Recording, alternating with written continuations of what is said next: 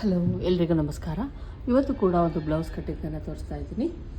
ಇದು ಅಳತೆ ಬ್ಲೌಸ್ ತೋರಿಸ್ತೀನಿ ನೋಡಿ. ಕೇಳ್ತಿರ್ತೀರ ನೀವು ಒಂದು ಡೈಲಿ ವಿಡಿಯೋ ಅಪ್ಲೋಡ್ ಮಾಡಲ್ಲ ಅಂದ್ಬಿಟ್ಟು. ನೋಡಿ, ಕೇವಲ ಒಂದೇ ಅಳತೆದು 7, 8, 9, 10 ಬ್ಲೌಸ್ ಈ ಥರ ಕೊಟ್ಬಿಡ್ತಾರೆ. ನಾನು ಇದರೊಳಗೆ ಆಲ್ರೆಡಿ 2 ಹೊಲ್ದಿಟ್ಟಿದ್ದೀನಿ. ಇದಕ್ಕೆ ಯಾವಕ್ಕೂ ಎಮ್ಮಿಂಗು ಉಕ್ಸು ಮಾಡಿಲ್ಲ, ಮಾಡಬೇಕು. ಮತ್ತು ಇವತ್ತೊಂದು ಕಟ್ ಮಾಡ್ತಾಯಿದ್ದೀನಿ, ಮತ್ತು ಇನ್ನೂ 2 ಸ್ಟಿಚ್ ಮಾಡಬೇಕು. ಇವೆರಡು ಸ್ಟಿಚ್ ಮಾಡಬೇಕು. ಇದು ಕೂಡ ವರ್ಕ್ ಮಾಡಿಸ್ಕೊಟ್ಟಿದ್ದಾರೆ, ವರ್ಕ್ ಇದೆ. ಇದನ್ನು ಕಟಿಂಗ್ ಮಾಡಿ ಸ್ಟಿಚ್ ಮಾಡಬೇಕು. ಇನ್ನಿವೆರಡು ಇವತ್ತೇನು ಕಟ್ ಮಾಡ್ತಿದ್ದೀನಿ. ಇದು ಒಂದೇ ಅಳತೆದಾಗಿರೋದ್ರಿಂದ ನಾನು ಯಾವುದಾದ್ರೂ ಒಂದು ತೋರಿಸೋಣ, ಸುಮ್ಮನೆ ಎಲ್ಲ ಏನಕ್ಕೆ ತೋರಿಸೋದು ಅಂತ ತೋರಿಸಲ್ಲ. ಕೆಲವೊಂದು ಸಲ ವಿಡಿಯೋ ಮಾಡೋಕ್ಕಾಗಲ್ಲ, ಕ್ಲಾಸಸ್ ಮಾಡ್ತಾ ಇರ್ತೀನಿ, ಹಂಗಾಗಿ ನಾನು ವಿಡಿಯೋ ಮಾಡೋಕ್ಕಾಗಲ್ಲ, ಸಾರಿ. ಟೈಮ್ ಸಿಗ್ತಾ ಖಂಡಿತ ವಿಡಿಯೋ ಮಾಡ್ತೀನಿ. ಇನ್ನೂ ಒಂದು ಏನಂದರೆ, ಈಗ ತುಂಬ ಏನಂದರೆ ಬೇರೆ ಬೇರೆ ಡಿಸೈನ್ಸ್ಗಳೆಲ್ಲ ತೋರಿಸ್ತಾ ಇರ್ತಾರೆ. ನಾವೇನಂದರೆ ನಾರ್ಮಲ್ಲಾಗಿ ಕಟಿಂಗ್ ತೋರಿಸೋದ್ರಿಂದ ಸ್ವಲ್ಪ ಇಂಟ್ರೆಸ್ಟು ಕಡಿಮೆ ಇರುತ್ತೆ ಜನಗಳಿಗೆ. ಹಂಗಾಗಿ ನಾನು ಬಿಡು, ನನ್ನ ಟೈಮ್ ಹೆಂಗೆ ವೇಸ್ಟು ಅಂದ್ಬಿಟ್ಟು ನಾನು ತೋರಿಸಲ್ಲ ಅಷ್ಟೇ, ಇನ್ನೇನಿಲ್ಲ. ತೋಳಿಂದು ಏನು ಇರುತ್ತೆ ಅಳತೆ ಬ್ಲೌಸಲ್ಲಿ, ನಾನು ಮೊದಲೆಲ್ಲ ಏನು ಮಾಡ್ತಾಯಿದ್ದೆ, ಅಳತೆ ಬ್ಲೌಸ್ ತೋಳನ್ನೇ ಇಟ್ಬಿಟ್ಟು ನಾನು ಹಂಗೆ ಕಟಿಂಗ್ ಮಾಡ್ತಾಯಿದ್ದೆ. ಆಮೇಲೆ ಟೇಪ್ ತಗೊಂಡು ಕಟಿಂಗ್ ಮಾಡಿದ ಕಾರಣಕ್ಕೆ ಟೇಪ್ ತಗೊಂಡು ಕಟಿಂಗ್ ಮಾಡ್ತಾಯಿದ್ದೆ. ಈ ಥರ ಮಾಡೋದ್ರಿಂದಲೂ ಕೂಡ ಚೆನ್ನಾಗಿ ಬರುತ್ತೆ. ನಿಮ್ಮ ಏನು ಅಳತೆ ಬ್ಲೌಸ್ ಏನಿರುತ್ತೆ ಅದು ಕರೆಕ್ಟಾಗಿ ಬರುತ್ತೆ. ಇಲ್ಲಿ 1/2 ಇಂಚ್ ಆಲ್ರೆಡಿ ಬಿಟ್ಬಿಟ್ಟಿದ್ದೀನಿ, ಯಾಕಂದರೆ ಸ್ಟಿಚಿಂಗಿಗೆ ಹೋಗುತ್ತೆ ಅಂದ್ಬಿಟ್ಟು. ಕ್ಲೀನಾಗಿ ಹಿಂಗೆ ಇಟ್ಕೊಳ್ಳಿ, ಏನಿರುತ್ತೋ ತೋಳು ಅದೇ ಥರ ನೀಟಾಗಿ ಇಟ್ಕೊಳ್ಳಿ. ಇಲ್ಲಿ ನಾನು ಫೋಲ್ಡಿಂಗನ್ನು ಮಾಡ್ಕೊಂಡಿದ್ದೀನಿ. ಅಂದರೆ ನಾವು 1.25 ಮೀಟರ್ ಲೈನಿಂಗನ್ನು ತಂದು ಈ ರೀತಿ ಫೋಲ್ಡಿಂಗ್ ಮಾಡ್ಕೊತೀವಿ. ನೋಡಿ, ಇಲ್ಲಿ ಫೋಲ್ಡಿಂಗ್ ಮಾಡ್ಕೊಂಡಿದ್ದೀನಿ. ನಾವು ಬಾಡಿ ಪಾರ್ಟನ್ನು ಏನು ಕಟಿಂಗ್ ಮಾಡ್ಕೊತೀವಿ ಸೇಮ್ ಮೆಥಡಲ್ಲಿ ಫೋಲ್ಡಿಂಗ್ ಮಾಡ್ಕೊತೀವಿ. ಯಾಕಂದರೆ ಬಟ್ಟೆನ ಅಟ್ಯಾಚ್ ಮಾಡೋದಿರಲ್ಲ, ಮತ್ತು ಫಿನಿಶಿಂಗು ಕೂಡ ಈ ಥರ ಮಾಡಿದಾಗ ಚೆನ್ನಾಗಿ ಬರುತ್ತೆ. ಹಂಗಾಗಿ ಈಗ ಇಲ್ಲಿ ಇಟ್ಕೊತಾ ಇದ್ದೀನಿ. ಇಲ್ಲಿ 1/2 ಇಂಚ್ ಬಿಟ್ಬಿಟ್ಟು ಇಲ್ಲೇನಿರುತ್ತೋ ರೆಡಿ ಅಲ್ಲಿ ಮಾಡಿಕೊಂಡು ಮತ್ತೆ 1/2 ಇಂಚ್ ಮೇಲ್ಗಡೆಗೆ ಮಾಡ್ಕೊಳ್ಳಿ. ಇಲ್ಲೂ ಅಷ್ಟೇ ಕ್ಲೀನಾಗಿ ಹಿಂಗೆ ಇಟ್ಕೊಂಡು ಎಲ್ಲಿಗೆ ರೆಡಿ ಇರುತ್ತೋ ಅಲ್ಲಿಗೆ ತೆಗೆದುಕೊಂಡು ಅಲ್ಲಿಂದ 1/2 ಇಂಚ್ ಮೇಲ್ಗಡೆಗೆ ಹಾಕ್ಕೊಳ್ಳಿ. ಮತ್ತು ನೀವು ತೋಳಿಂದು ಅಷ್ಟೇ ನೀಟಾಗಿ ಮಾರ್ಕಿಂಗನ್ನು ಹಾಕ್ಕೊಂಬಿಡ್ಬೋದು. ಈಗ ಇಲ್ಲಿ ಒಂದು ಲೈನನ್ನು ಎಳ್ಕೊತಾ ಇದ್ದೀನಿ. ಈಗ ನಮಗೆ ಎಷ್ಟು ಡೌನಿಂಗ್ ತೆಗಿಬೇಕು ಅನ್ನೋದು ಗೊತ್ತಾಯಿತು. ಅಳತೆ ಬ್ಲೌಸಲ್ಲಿ ಏನಿತ್ತು ಅದೇನೇನೆ. ಮತ್ತು ಇದು ಬಂದು ನಮ್ಮ ಆರ್ಮೋಲ್ ರೌಂಡಿಂಗ್ ಅವ್ರದ್ದೇನಿದೆ ಅದು. ಇಲ್ಲಿ ಬಂದು ಒಂದು ನೀಟಾಗಿ ಒಂದು ಶೇಪನ್ನು ಹಾಕ್ಕೊಳ್ಳಿ. ಇಷ್ಟೇ, ತೋಳು ಮುಗೀತು. ಈಗ ಇದನ್ನು ಕಟ್ ಮಾಡೋಣ. ನಿಮಗೆ ತೋಳು ಶೇಪು ಕರೆಕ್ಟಾಗಿ ಹಾಕಕ್ಕೆ ಬಂತು ಅಂದರೆ ಆರಾಮಾಗಿ ಕಟಿಂಗನ್ನು ಮಾಡ್ಕೊಬೋದು.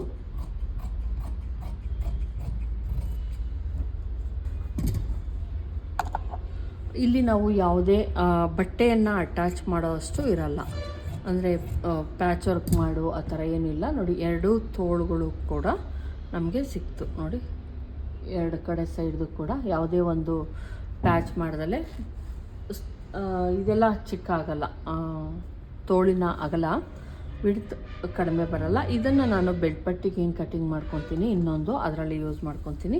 ಮಿಕ್ಕಿರೋ ಬ್ಲೌಸ್ ಪೀಸ್ ಏನಿರುತ್ತೆ 1/4 ತೆಗೆದುಕೊಂಡಾಗ ತುಂಬಾ ಡಿಫ್ರೆನ್ಸ್ ಇರುತ್ತೆ. ನೀವು 80 ಸೆಂಟಿಮೀಟ್ರ್ ತೊಗೊಳೋದಕ್ಕೂ ಮತ್ತು 1 ಮೀಟ್ರ್ ತೆಗೆದುಕೊಳೋಕ್ಕೂ 1/4 ಮೀಟ್ರ್ ತೆಗೆದುಕೊಳೋದಕ್ಕೂ ಬಟ್ಟೆ ನಿಮಗೆ ಗೊತ್ತಾಗುತ್ತೆ ಎಷ್ಟು ಎಕ್ಸ್ಟ್ರಾ ಇರುತ್ತೆ ಅನ್ನೋದು.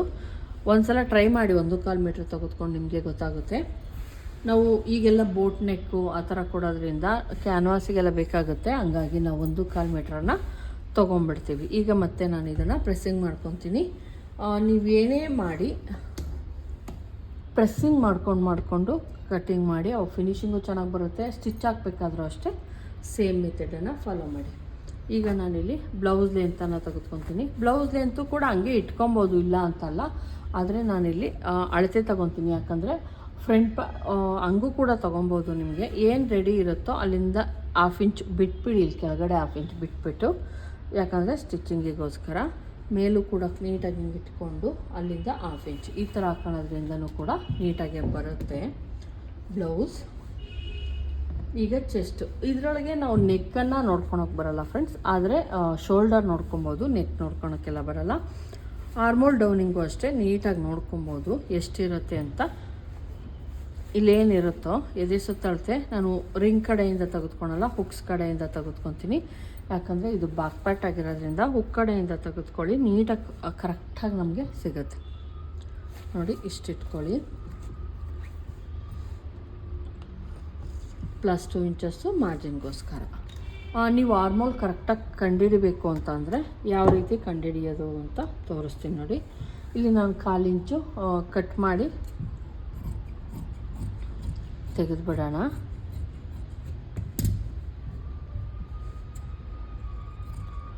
ಪ್ರತಿಯೊಂದು ಅಷ್ಟೇ ಸ್ಟೆಪ್ ಬೈ ಸ್ಟೆಪ್ ಫಾಲೋ ಮಾಡಿ, ಅವಾಗ ಕರೆಕ್ಟಾಗಿ ಬರುತ್ತೆ. ಇಲ್ಲಿ ಬ್ಯಾಕ್ ಪಾರ್ಟ್ ಏನಿರುತ್ತೆ, ಏನು ಈ ಸ್ಟಿಚ್ ಇರುತ್ತಲ್ಲ, ಇಲ್ಲಿ 1/2 ಇಂಚ್ ಬಿಟ್ಬಿಡಿ, ಯಾಕಂದರೆ ಇದು ನಮ್ಮದು ಸ್ಟಿಚಿಂಗಿಗೆ ಹೋಗುತ್ತೆ.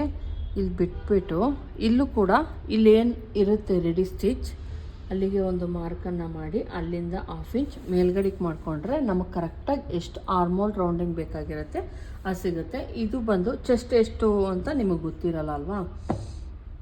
ಇಲ್ಲಿ ನಾನು ನೆಕ್ಕು ಯಾವುದೇ ಕಾರಣಕ್ಕೂ ಡ್ರಾಪ್ ಆಗಬಾರ್ದು ಅನ್ನೋ ಕಾರಣಕ್ಕೆ ಏನು ಮಾಡ್ತೀನಿ, ನೆಕ್ಕಿನ ಅಗಲ ಬಂದು 2 ಇಂಚನ್ನು ತೆಗೆದುಕೊತೀನಿ. ಶೋಲ್ಡರು ಕೂಡ ನೀವೇನು ಇಲ್ಲಿ 1/2 ಇಂಚ್ ಬಿಟ್ಬಿಡೋಣ. ಬಿಟ್ಬಿಟ್ಟು ರೆಡಿ ಶೋಲ್ಡರ್ ಏನಿರುತ್ತೆ ಅಲ್ಲಿಗೆ ಒಂದು ಮಾರ್ಕ್ ಹಾಕ್ಕೊಳ್ಳಿ. ಅಲ್ಲಿಂದ ಮತ್ತೆ 1/2 ಇಂಚ್ ಹಾಕ್ಕೊಂಡಾಗ ನಮಗೇನು ಶೋಲ್ಡರ್ ಬೇಕಾಗಿರುತ್ತೆ ಅದು ರೆಡಿಯಾಗಿ ಸಿಗುತ್ತೆ. ಇದನ್ನು ಒಂದು ಲೈನ್ ಹಾಕ್ಕೊಳ್ಳಿ, ಇದಕ್ಕೆ ಕೂಡ ಲೈನ್ ಹಾಕ್ಕೊಳ್ಳಿ. ಇಲ್ಲಿ ಒಂದು 1/4 ಇಂಚ್ಗೆ ನಾನಿಲ್ಲಿ ಒಂದು ಮಾರ್ಕ್ ಹಾಕ್ಕೊಂಡು ನೀಟಾಗಿ ಒಂದು ಶೇಪನ್ನು ತೆಕ್ಕೊಂಬಿಡ್ತೀನಿ.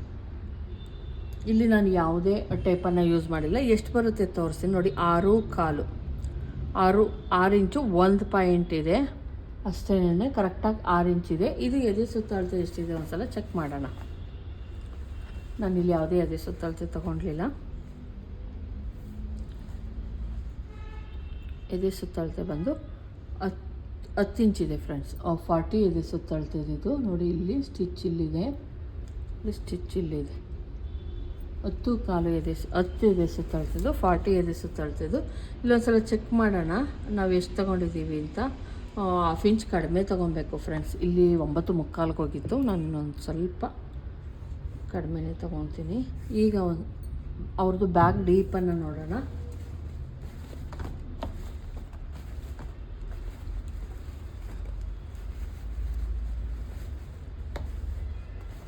ಕೆಳಗಡೆಯಿಂದನೇ ನೋಡ್ಕೊಳ್ಳಿ. ನೀವು ಈ ಥರ ಮಾಡೋದ್ರಿಂದ ಅವ್ರದ್ದು ಎಷ್ಟಿರುತ್ತೋ ಅಷ್ಟೇ ಕರೆಕ್ಟಾಗಿ ಇಟ್ಕೊಬೋದು. 1/2 ಇಂಚ್ ಬಿಟ್ಬಿಟ್ಟು ಇಲ್ಲಿ ಮಾರ್ಕ್ ಹಾಕಿ ಮತ್ತೆ ಮೇಲ್ಗಡೆಗೆ ಮಾರ್ಕ್ ಹಾಕಿದ್ರೆ ಅವ್ರದ್ದು ಎಷ್ಟು ಕರೆಕ್ಟಾಗಿರುತ್ತೋ ಅಷ್ಟಿರುತ್ತೆ. ಇಲ್ಲಿ ಬಂದು ಡೀಪ್ ನೋಡ್ಕೊಳ್ಳೋಣ. ಅವ್ರದ್ದು ಬಂದು 9 ಡೀಪ್ ಬಂದು 9 ಇಂಚು.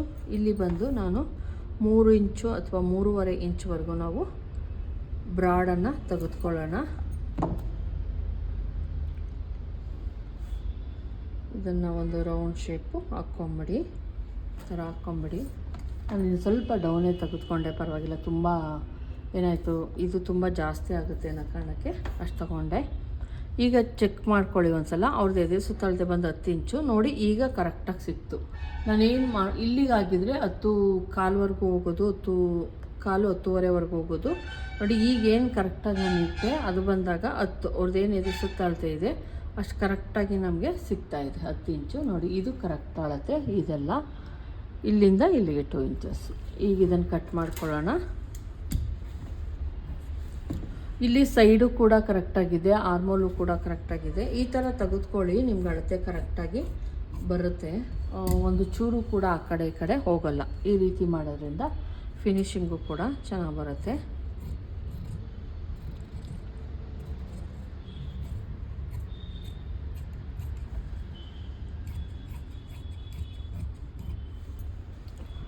ಡಾಟ್ ನೀವು ಹಿಡಿಲಿಲ್ಲ ಅಂದರೆ ಡಾಟನ್ನು ಆಮೇಲೆ ನೋಡಿಕೊಂಡು ಇಲ್ಲಿ ಹಿಂಗೆ ಇಟ್ಕೊಂಡು ಇಲ್ಲಿ ಒಂದು ನಾಚನ್ನು ಹಾಕ್ಕೊತೀನಿ ನೋಡಿ. ಇದು ನಮ್ಮ ಡಾಟ್ ಪಾಯಿಂಟು. ಅಲ್ಲಿಗೆ ಸೆಂಟ್ರಿಗೆ ಇಟ್ಕೊಂಡು ಕರೆಕ್ಟಾಗಿ ಮಾಡಿಕೊಂಡ್ರೆ ಆಯಿತು. ಇದು ಡಾಟ್ ಆಯಿತು. ಈಗ ನೆಕ್ಕನ್ನು ಕಟ್ ಮಾಡ್ಕೊತೀನಿ.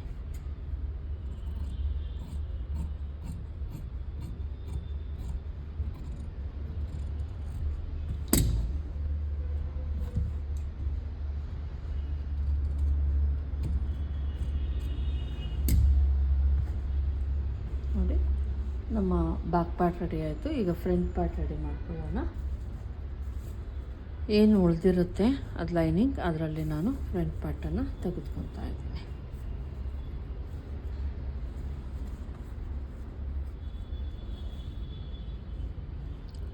ಫೋಲ್ಡಿಂಗ್ ಮಾಡ್ಕೊತೀನಿ ಮತ್ತು ಪ್ರೆಸ್ಸಿಂಗ್ ಮಾಡ್ಕೊಳ್ಳೋಣ.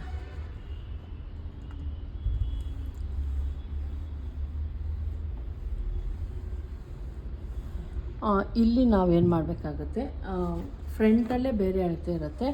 ಅವರು ಏನು ಕೊಟ್ಟಿರ್ತಾರೆ ಬ್ಲೌಸು, ಅಲ್ಲಿಂದ ಶೋಲ್ಡರ್ ಸ್ಟಿಚ್ ಏನಿರುತ್ತೆ, ಲೋಯರ್ ಚೆಸ್ಟ್ ಇದನ್ನು ಅಥವಾ ಲೋಯರ್ ಬಸ್ಟ್ ಅಂತ ಕರಿತೀವಿ, ಏನು ಬೆಡ್ಪಟ್ಟಿ ಮೇಲ್ಗಡೆ ಇರುತ್ತೆ, ಅದನ್ನು ನೀಟಾಗಿ ನಾವು ಇಲ್ಲಿಂದನೇ ತೊಗೊತಾ ಇದ್ದೀನಿ ನೋಡಿ. ಇಲ್ಲಿಂದ ಎಳೆದೇ ತೆಗೆದುಕೊಳ್ಳಿ, ನೀಟಾಗಿ ಎಳೆದು ತೆಗೆದುಕೊಂಡು ಎಲ್ಲಿಗೆ ಬರುತ್ತೋ ಅಲ್ಲಿಗೆ ಮಾರ್ಕ್ ಹಾಕ್ಕೊಂಡು ಅಲ್ಲಿಂದ 1 ಇಂಚ್ ನಾವು ಎಕ್ಸ್ಟ್ರಾ ತೆಗೆದುಕೊಬೇಕು. ಯಾಕಂದರೆ ಈಗ ಆಲ್ರೆಡಿ ಸ್ಟಿಚ್ ಆಗಿರೋದು ಇದಕ್ಕೆ ನಾವು ಸ್ಟಿಚ್ ಮಾಡಬೇಕಾಗಿರೋದು. ಆಮೇಲೆ 3 ಇಂಚ್ ಸಿಗುತ್ತಾ ಒಂದ್ಸಲ ಚೆಕ್ ಮಾಡಿ. ಇಲ್ಲ 2.25 2.25 ಸಿಗ್ತಾ ಇದೆ, ನನಗೆ ಅಷ್ಟು ಬೇಡ, ನಮಗೆ ಎಷ್ಟು 14.25 ಎಷ್ಟು ಕರೆಕ್ಟಾಗಿ ಬೇಕೋ ಅಷ್ಟು ಸಿಗಲಿಲ್ಲ ಅಂದರೆ ನೀವು ವರಿ ಮಾಡ್ಕೊಂಬಿಡಿ, ಬೆಡ್ಪಟ್ಟಿ ನಾವು ಬೇರೆ ಕಡೆ ಕಟ್ ಮಾಡ್ಕೊಬೋದು. ಇಲ್ಲಿ ಬಂದು ಬ್ಯಾಕಲ್ಲಿ 2.25 ಇಟ್ಕೊಂಡಿದ್ದೆ, ಫ್ರಂಟಲ್ಲಿ 2.25 ಇಟ್ಕೊತಾ ಇದ್ದೀನಿ. ಶೋಲ್ಡರ್ ಏನಿತ್ತು ನಿಮ್ಗೆ ಅಕಸ್ಮಾತ್ ಗೊತ್ತಾಗಲಿಲ್ಲ ಅಂತ ಅನ್ಸಿದ್ರೆ ಸೇಮ್ ಶೋಲ್ಡರನ್ನು ಇಟ್ಕೊಂಡು ಮಾರ್ಕಿಂಗನ್ನು ಹಾಕ್ಕೊಂಬಿಡಿ. ಬ್ಯಾಕಲ್ಲೂ ಕೂಡ ಅವು ಕರೆಕ್ಟಾಗಿ ಬರುತ್ತೆ. ಆರ್ಮಲ್ಲೂ ಕೂಡ ಸೇಮ್ ಹಾಕ್ಕೊಬೋದು, ತೊಂದರೆ ಏನಿಲ್ಲ. ಇಲ್ಲೂ ಕೂಡ 6 ಇಂಚನ್ನು ಇಟ್ಕೊತಾ ಇದ್ದೀನಿ ನಾನು. ಇದೇ ಸುತ್ತಳತೆ 10 ಇದೆ, ಇದು ಅದಕ್ಕೆ 10 ಅರ್ಧ ಸೇರಿಸ್ಕೊತಿದ್ದೀನಿ, ಎಕ್ಸ್ಟ್ರಾ ಆ್ಯಡ್ ಮಾಡ್ತಾ ಇದ್ದೀನಿ. 10.25 ಪ್ಲಸ್ 2 ಇಂಚು ಮಾರ್ಜಿನ್ಗೋಸ್ಕರ. ಈಗ ಇಲ್ಲಿ ನಾರ್ಮಲ್ಲಾಗಿ ನಾವು ಏನು ಮಾರ್ಕಿಂಗ್ ಹಾಕ್ತೀವಿ 3/4 ಇಂಚ್ಗೆ ಅದನ್ನು ಹಾಕ್ಕೊಂಬಿಡಿ. ಮತ್ತು ಇಲ್ಲಿ ಈ ಮಧ್ಯದಲ್ಲಿ 1/4 ಇಂಚು ಒಳಗಡೆ ತೆಗೆದುಕೊಂಡು ಈ ರೀತಿ ನಾರ್ಮಲಾಗಿ ಏನು ಬರುತ್ತೆ ಅದು ಮಾರ್ಕಿಂಗನ್ನು ಹಾಕ್ಕೊಂಬಿಡೋಣ. ನಾರ್ಮಲಾಗಿ ಏನು ಹಾಕ್ಕೊತೀವೋ ಅದು ಮೊದಲೆಲ್ಲ ಹಾಕ್ತಿದ್ವಲ್ಲ ಮಾರ್ಕಿಂಗ್, ಆ ಥರ ಹಾಕ್ಕೊಂಬಿಡಿ. ಅದಾದಮೇಲೆ 1 ಇಂಚು ಈ ಕಡೆ 1 ಇಂಚು ಈ ಕಡೆಗೆ ಹಾಕ್ಕೊಂಡು ಸೆಂಟರ್ಗೆ ಒಂದು ಮಾರ್ಕ್ ಹಾಕ್ಕೊತೀನಿ. ಮತ್ತು ಇಲ್ಲಿ ಡೀಪ್ ಬಂದು 7 ಇಂಚಸ್ವರೆಗೂ ನಾನು ಡೀಪನ್ನು ಕೊಡ್ತಾಯಿದ್ದೀನಿ. ಇಲ್ಲಿ ನೀವು ಒಂದು ಸ್ವಲ್ಪ ಬ್ರಾಡ್ ಮಾಡ್ಕೊಬೋದು. ಮೇಲೆ 2.25 ತೆಗೆದುಕೊಂಡಿದ್ದೀನಿ, ಇಲ್ಲಿ ನಾನು 3 ಇಂಚನ್ನು ತೆಗೆದುಕೊತಾ ಇದ್ದೀನಿ.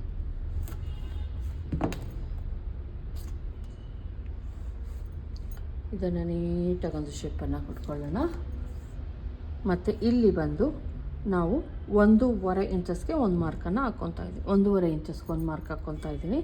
ಮತ್ತು ಇಲ್ಲಿಂದ 3.25ಗೆ ಒಂದು ಮಾರ್ಕು, ಫಸ್ಟ್ ಮಾರ್ಕಿಂಗ್ 3.25, ಆಮೇಲೆ ಬಂದು 3 ಇಂಚ್ಗೊಂದು ಮಾರ್ಕು, 1.25ಗೆ ಒಂದು ಮಾರ್ಕು. ಅಂದರೆ ಇದನ್ನು ಡಾಟ್ ಹಿಡಿತೀವಲ್ಲ ಬೆಡ್ಪಟ್ಟಿ ಮೇಲೆ ಅದು, ಇದು ಅಷ್ಟೇ ಸೇಮ್ ಹಿಂಗೆ ಮಾಡ್ಕೊಳ್ಳಿ. ಇಲ್ಲೂ ಅಷ್ಟೇ 1 ಇಂಚ್ಗೆ ನಾನಿಲ್ಲಿ ಒಂದು ಮಾರ್ಕನ್ನು ಹಾಕ್ಕೊತಾ ಇದ್ದೀನಿ.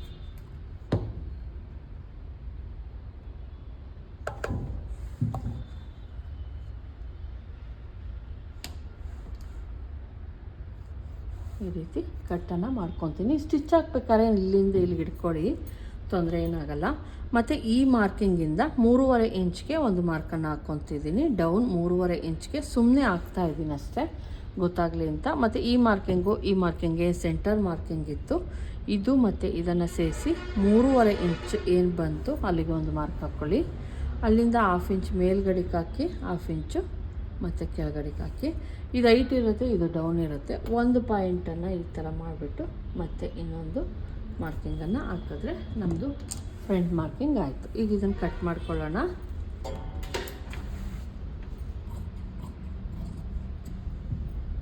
ಇನ್ನೂ ಒಂದು ಸ್ವಲ್ಪ ನೀವು ಹೈಟ್ ಮಾಡಿದ್ರೆ ಇದನ್ನು ಇನ್ನೊಂದು 1/2 ಇಂಚ್ ಹೈಟ್ ಮಾಡ್ಕೊಂಡಿದ್ರೆ ಇದನ್ನು ನಾವು ವಿ ಥರ ಕಟ್ ಮಾಡ್ಕೊಬೋದಾಗಿತ್ತು. ಆವಾಗ ನಿಮಗೆ ಸ್ಟಿಚಿಂಗ್ ಹಾಕಿದ್ರೆ, ಈಗ ಇಲ್ಲಿಗೆ ಮಾಡೋದ್ರಿಂದ ಇಲ್ಲಿಗೆ ಕರೆಕ್ಟಾಗಿ ಸ್ಟಿಚ್ ಹಾಕ್ಕೊತೀವಿ. ವಿ ಥರ ಕಟ್ ಮಾಡಿದಾಗ ಇಲ್ಲಿಗೆ ಕಟ್ ಮಾಡ್ತೀವಿ, ಇಲ್ಲಿಗೆ ಸ್ಟಿಚ್ ಹೋಗ್ಬಿಡುತ್ತೆ, ಹಂಗಾಗಿ ನಮಗೆ ಬ್ಲೌಸ್ ಲೆಂತ್ ಕಡಿಮೆ ಬರುತ್ತೆ. ಈಗ ಸ್ಟಿಚ್ ಇಲ್ಲೇ ಹಾಕ್ತೀವಿ, ಹಂಗಾಗಿ ಏನು ಇಲ್ಲಿಗೆ ಹಿಡಿತೀವಿ ಮತ್ತು ಇಲ್ಲಿಗೆ ಸ್ಟಿಚಿಂಗ್ ಹೋಗುತ್ತೆ. ನಾವು 1/2 ಇಂಚ್ ಏನು ಬಿಟ್ಕೊಂಡಿದ್ದೀವಿ ಅದು ಕರೆಕ್ಟಾಗಿ ಅಳತೆಗೆ ಸಿಗುತ್ತೆ. ನೀವು ವಿ ಥರ ಕಟ್ ಮಾಡ್ತೀನಿ ಅನ್ನೋದಾದರೆ ಆ ಥರ ಹೋಗಿ ಇನ್ನೂ 1 ಇಂಚ್ ಎಕ್ಸ್ಟ್ರಾ ಡೌನ್ ಮಾಡಿಬಿಟ್ಟು ಆಮೇಲೆ ಕಟ್ ಮಾಡ್ಬೋದು. ನೋಡಿ ಈ ರೀತಿ ಮಾಡಿಕೊಂಡು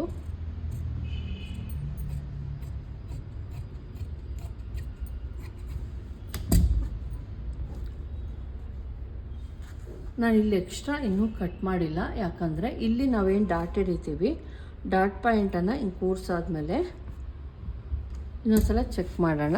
ನಮ್ಮದು ಆರ್ಮೋಲ್ ಏನಿರುತ್ತೆ ಅದು ಕರೆಕ್ಟಾಗಿ ಇದೆಯಾ ಅಂತ ಒಂದ್ಸಲ ಚೆಕ್ ಮಾಡ್ತೀನಿ.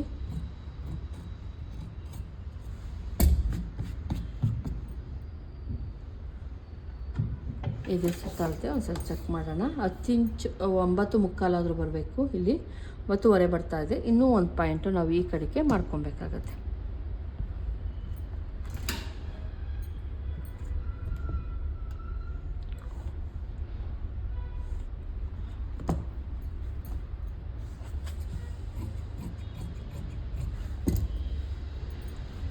ಇಲ್ಲಿ ಕೂಡ ಡಾಟ್ ಹಿಡಿಯೋದ್ರಿಂದ ಇದು ಸೊಂಟ ಚಿಕ್ಕದಾಗುತ್ತೆ, ಹಂಗಾಗಿ ಇಲ್ಲೂ ಕೂಡ ನಾನು ಕಟ್ ಮಾಡ್ಕೊಂಡಿದ್ದೀನಿ.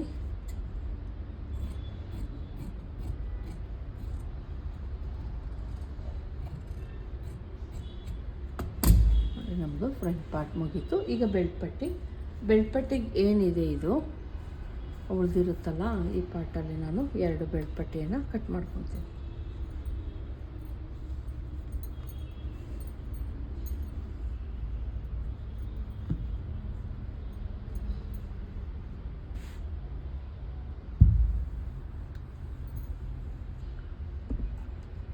ಆ ಬೆಲ್ಟ್ ಪಟ್ಟಿ ಬಂದು ಇಲ್ಲಿ ಬಂದು 3.25 ಅಥವಾ 3.25 ತೆಗೆದುಕೊತೀನಿ. ಸೆಂಟ್ರಲ್ಲಿ 3 ಇಂಚು, ಫಸ್ಟ್ 3 ಇಂಚ್ಗೆ ಹಾಕ್ಕೊಂಡ್ಬಿಡ್ತೀನಿ ನಾನು. ಸೆಂಟ್ರಲ್ಲಿ 3 ಇಂಚು, ಇಲ್ಲಿ ಬಂದು 3.25 ಅಥವಾ 3.25 ಇಂಚು, ಈ ಸೈಡಲ್ಲೂ ಕೂಡ ಒಂದು 3 ಇಂಚು 3.25 ಇಂಚು ಅಷ್ಟೇ ಇರಲಿ, ತುಂಬ ದೊಡ್ಡದೆಲ್ಲ ಬೇಡ. ಇದನ್ನು ನೀಟಾಗಿ ಒಂದು ಶೇಪ್ ಕೊಟ್ಕೊಂಡ್ರೆ ಆಯಿತು.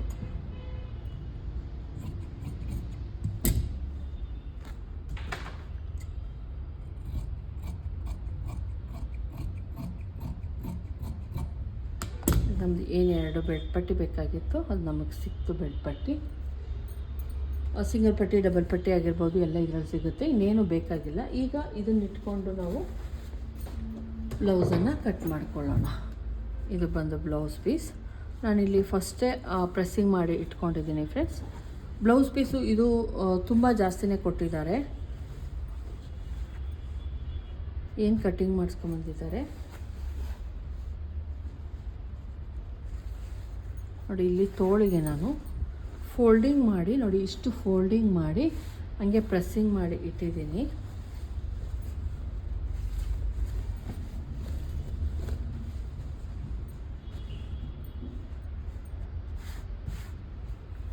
ಮತ್ತು ಇಲ್ಲೇನು ಉದ್ದ ಗೆರೆ ಇದೆ, ಫುಲ್ ಬಾಡಿ ಪಾರ್ಟು ಕೂಡ ಅದೇ ಥರ ಬರೋ ಥರ ನೋಡ್ಕೊತೀನಿ.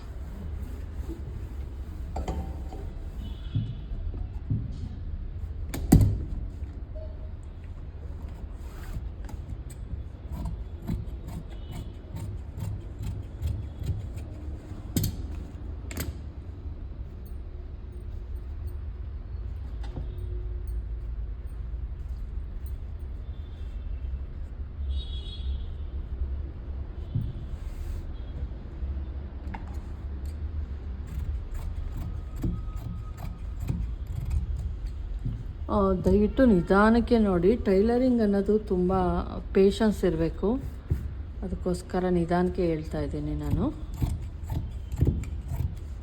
ನೋಡಿ, ತೋಳು ಕಟಿಂಗ್ ಆಯಿತು, 2 ತೋಳಿಗೂ ಕಟಿಂಗ್ ಮಾಡಿಕೊಂಡೆ. ಈಗ ಬಾಡಿ ಪಾರ್ಟ್ ಕಟಿಂಗ್ ಮಾಡೋದಕ್ಕೆ ಈ ರೀತಿ ಫೋಲ್ಡಿಂಗನ್ನು ಮಾಡ್ಕೊತೀನಿ. ನೋಡಿ, ಇಲ್ಲಿ ನಾನು ಬ್ಯಾಕ್ ಪಾರ್ಟನ್ನು ಕಟ್ ಮಾಡ್ಕೊತಿದ್ದೀನಿ ಹಿಂಗೆ ಇಟ್ಕೊಂಡು.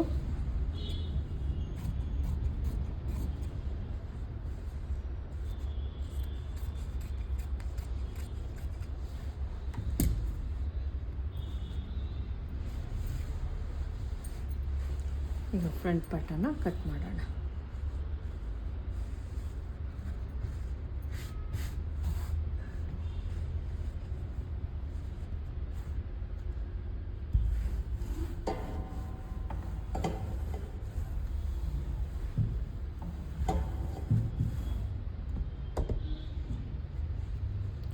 ಫ್ರಂಟ್ ಪಾರ್ಟ್ ಒಂದು ಸ್ವಲ್ಪ ಜಾಸ್ತಿ ಬೇಕಾಗಿರೋದ್ರಿಂದ ಈ ಪಾರ್ಟಲ್ಲಿ ಕಟ್ ಮಾಡ್ಕೊತೀನಿ ನಾನು.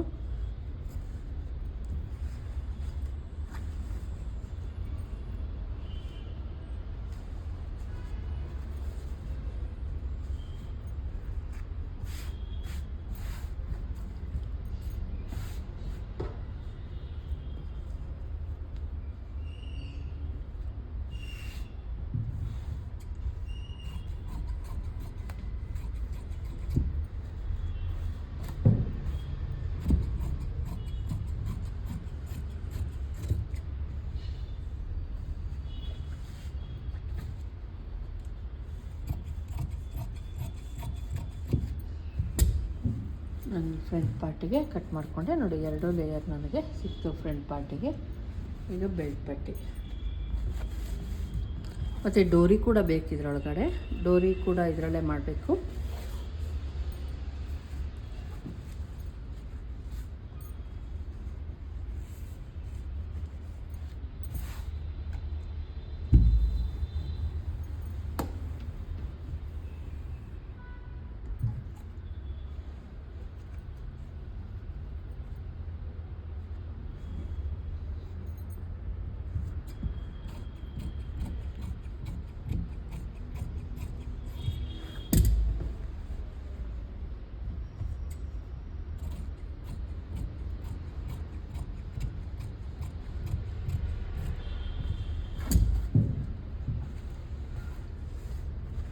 ನೋಡಿದ್ರಲ್ಲ ಫ್ರೆಂಡ್ಸ್, ಇದರಲ್ಲಿ ನಾನು ಡೋರಿ ಮತ್ತು ಬೆಲ್ಲು ಎಲ್ಲ ಮಾಡ್ಕೊಬೋದು, ಆರಾಮಾಗಿ ಸಿಗುತ್ತೆ ನೋಡಿ. ಬೆಲ್ಟ್ ಪಟ್ಟಿ, ಫ್ರಂಟ್ ಪಾರ್ಟು, ಬ್ಯಾಕ್ ಪಾರ್ಟು, ತೋಳು ಯಾವುದಕ್ಕೂ ಕೂಡ ನಾವು ಒಂದು ಪೀಸನ್ನು ಅಟ್ಯಾಚ್ ಮಾಡೋ ಅಷ್ಟಿಲ್ಲ. ಎಲ್ಲ ರೆಡಿ ಆಯಿತು. ಈಗ ನಾವು ಇದನ್ನು ಸ್ಟಿಚ್ ಮಾಡೋಣ. ಸಿಂಗಲ್ ಪಟ್ಟಿ ಡಬಲ್ ಪಟ್ಟಿ ಮಾಡ್ಕೊಬೇಕು. ಇದರೊಳಗೆ ನಾನು ಸಿಂಗಲ್ ಪಟ್ಟಿ ಡಬಲ್ ಪಟ್ಟಿಗೆ ನನಗೆ ಸಿಗುತ್ತೆ. ನೋಡಿದ್ರಪ್ಪ ಫ್ರೆಂಡ್ಸ್, ಯಾವ ರೀತಿ ಬ್ಲೌಸ್ ಕಟ್ಟಿಂಗನ್ನು ಮಾಡಬೇಕು ಅಳತೆ ಬ್ಲೌಸ್ ಇಟ್ಕೊಂಡು ಅಂತ. ಈ ವಿಡಿಯೋ ಇಷ್ಟ ಆಗಿದ್ರೆ ಲೈಕ್ ಮಾಡೋದನ್ನು ಮರಿಬೇಡಿ. ದಯವಿಟ್ಟು ಸಬ್ಸ್ಕ್ರೈಬ್ ಮಾಡ್ಕೊಂಡು ನೋಡಿ. ಇಷ್ಟ ಒಂದು ಲೈಕ್ ಮಾಡಿ. Thank you friends.